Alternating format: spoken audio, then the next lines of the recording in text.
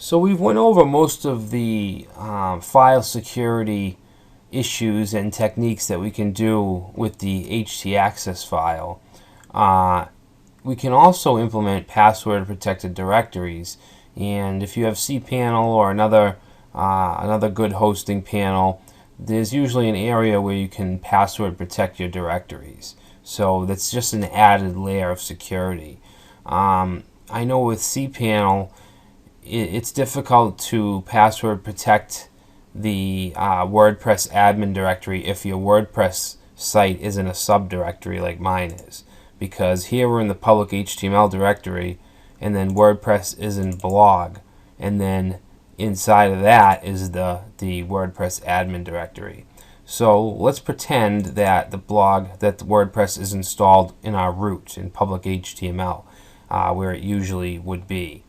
So I'm going to create a new folder called admin, and this is for not only WordPress but any kind of CMS or platform where you have a secure admin area. And in here I'm just going to put an index.html file which just says this is the admin area. Alright, so I'm going to drag that in there, and now let's try to go to that /admin. Alright, so this is the admin area. Now we want to protect this entire directory. So let's go ahead and go to our cPanel account.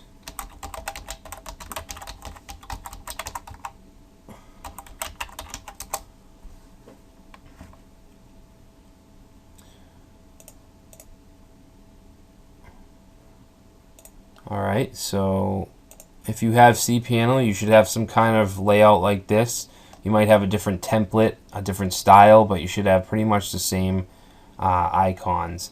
So if we go down to security, we have this icon, this password protect directories. We want to click on that, and then we want to open it at the root of techguystaging.com.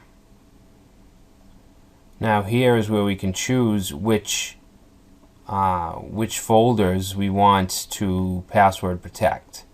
You can see I have a videos folder and a files folder that are protected. We want to protect our admin folder, so if we just click on admin, we get this input area. So password protect this directory. We want to check that, and then name the protected directory, and we'll just name it admin. Okay, we'll save that. Okay, so access permissions for admin have been set. So what we want to do now is create a user down here. So our user will just be admin. We'll have a password. This should be a secure password. Mine's not, but it doesn't matter. I'm going to delete this. And then click on add, modify, authorize user. Alright, so now we have our user created.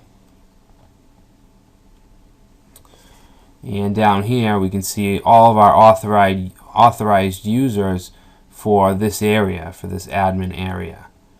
Alright, so let's go and try this again. I'm going to reload this.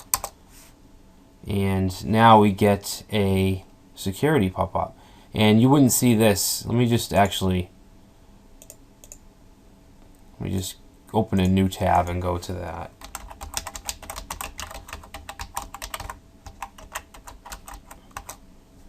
Alright, so now our password, our username is admin, and our password, and then it proceeds to let us go to the admin site, the admin area. Now this is something you might want to do with your WordPress admin area, because you'll have two layers of security, of passwords. They'll have to enter the server password, and then they'll have to enter your admin password. So it's makes it that much harder for someone to break into your site.